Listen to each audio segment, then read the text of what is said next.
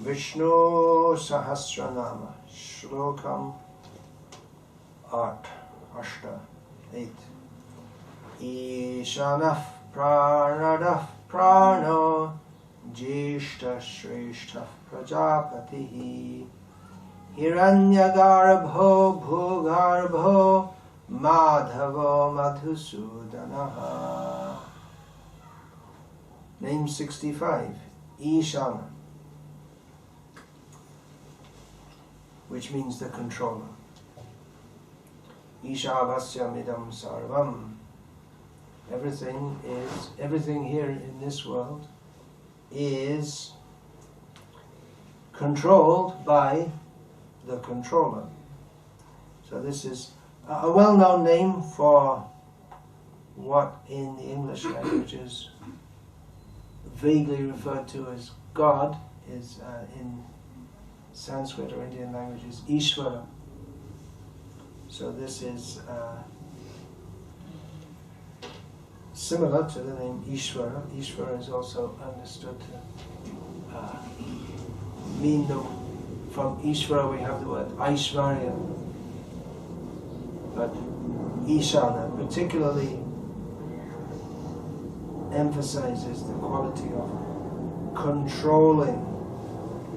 So the important point here, the main point, is that this clearly distinguishes him from all others. He is the one control. He is the controller. We are controlled. The existence of God is a question that has been debated over the centuries, whether or not there is God.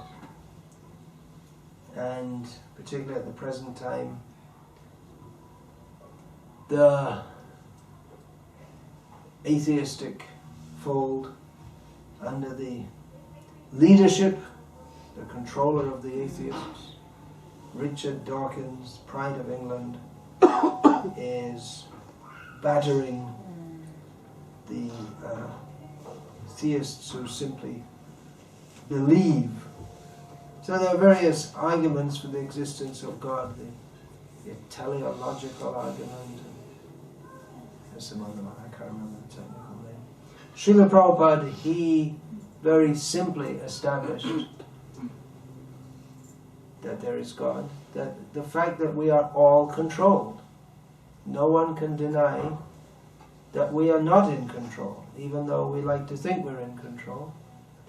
But we are controlled by the laws of nature. We are forced to suffer old age, disease and death. And from Shastra we understand that there's rebirth also. So it's not rest in peace, but you have to get back again to some situation, not peaceful situation. So there are laws that control us. The scientists are busy studying the laws of nature. This morning our professor friend, who at the end of every class I ever give in the manor, always has some objections. So he's a professor of mathematics. How can the atheists say that they're busy studying science, which is largely based on mathematics? And how can they say the whole universe is by chance if there are mathematical laws? So Srila Prabhupada would make this very simple argument. The fact that we are controlled means that there's a controller. Simple to understand. David Hume, he said, well, maybe there's more than one. So that he wanted to disprove this argument for the existence of God, that there is a controller. He wanted to disprove that by saying that, well, it doesn't mean that there's one controller, there could be more than one. But then if you accept that there's a controller or controllers, at least we have to understand that we are controlled by a higher power. and that at least that point we should accept. So who is that power or powers? That's a question which follows on from that. But if we accept, as we should do, that we're controlled, therefore there is a controller, or maybe controllers, that should be accepted. And how to get information about that? Well, how to understand who that is, then we have to find out from those who understand how they... Just like we can understand that there's a government in this country. We can't... Anyone who comes to this country from any other country can understand that there's a government, because we see that things are going on it's a complex society. The organization of it is complex, but it's going on. Just even to drive a car from one place to another, you have to know the traffic rules, which are somewhat complex. If you don't know them, if there's no government to make rules, make roads, make traffic lights, make traffic laws, then driving would be a lot more difficult and dangerous than it is.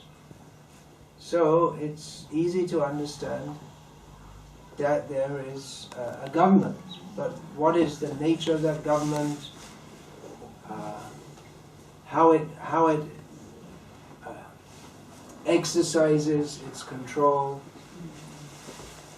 To find that out, well, we should ask someone who knows, and they can tell us. Please move on. So in the same way, or we can get some books which explain about all this. So in the same way, we can intelligently understand that there is a system of control. And how to find out? Well, we have to find out from those who know, from the authorized books of knowledge. And the authorized books of knowledge tell us that there is a supreme controller. There are sub-controllers also, but there is one supreme controller, Ishvara Parama Krishna. His name is Krishna. So in this, one can come to this country and one can understand that there's a system of government. In any system of government there's a supreme controller. But who is he? Just by intelligent deduction one cannot understand what is his name, what's his wife's name, what he eats for breakfast. For that you have to find out from someone who knows. So in the same way that there is a supreme controller, that is stated, or that we can understand who he is, what he looks like, where he lives, what he likes to eat. That we cannot understand simply by deduction, but we can understand from those who know. So he is that person who is the supreme controller. That is Krishna. And this important point that there's one supreme controller, which means that all others are subordinate. So there are many names here in Vishnu Sahasranam, and several are coming up, which indicate his superiority to all others.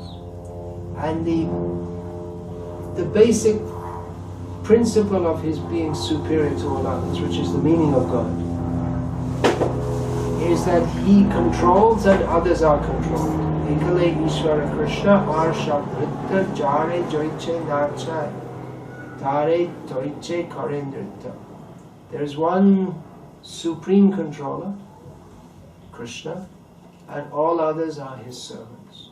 As he makes them to dance, in that way they dance. So it is his position to control. Just as our constitutional position is to be controlled, it's his constitutional position to control. So that means that we should serve him. We can defy him, or deny him and defy him. But if we accept our constitutional position of service to him, then we become properly situated and happily situated as he is happy. So just like our position, Jiva Swarup Hoy Krishna Nitya Das, the constitutional position of the living being is to serve Krishna. So in the same way, Krishna's constitutional position, Krishna Swarup Hoy Jiva Nitya Prabhu, his eternal, constitutional, inherent position is to dominate others. So generally we don't like to hear this, that we are dominated and controlled by others. But it's a fact. And when we like to hear it, then we become properly situated. As long as we don't like to hear it, then we're in Maya, and we have to suffer the pangs of repeated birth and death while pretending to ourselves and others that we are in control. When we're not in control. We're just thinking we are. Ishvaro hamaham bhogi, I am the enjoyer, I am the controller, I am the enjoyer. But the proper happy position is simply to acknowledge Krishna's supremacy. Bhavantamevanu charanyarantara prashanta nishesha manoratantara kadaham aikantika nitya kinkaraf praharshaya shami sanatijita. Yamunacharya, the great devotee, is praying for the time to come. Of course, he's already situated like that, when he will be fully situated in his constitutional position of service to Krishna. He will accept Krishna as his master. Krishna will accept him as his servant. And in this way, the jiva becomes fully peaceful and happy, being free from material desires. So we may think that I am the controller, but actually we are either controlled directly by Krishna or controlled by man. And then we're controlled by material desires. Although we may think we're free to do what we're like, we are pulled here and there by our senses.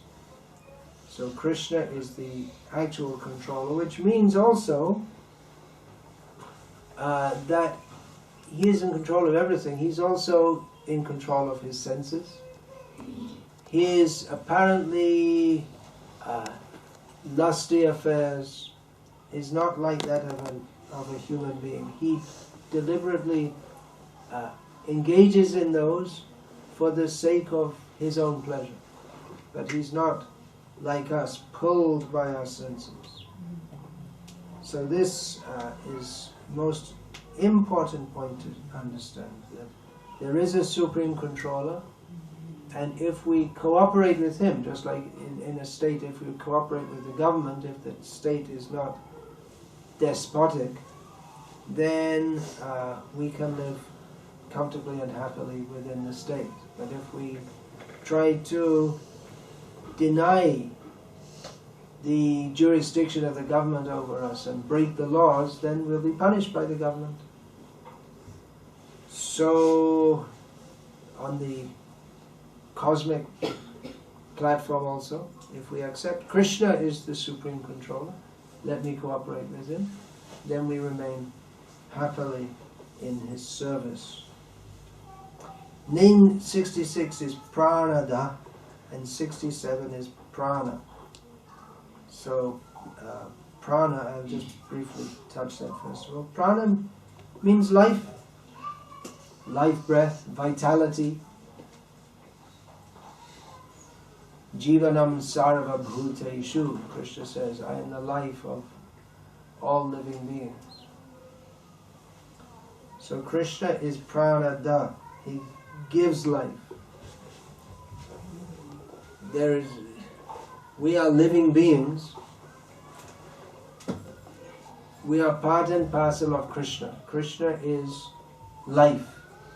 We are alive because we are part and parcel of Krishna. Namai Vangsho Jiva Loke Jiva Bhuta Sanatana. Krishna is the supreme life, and we are all part and parcel of that because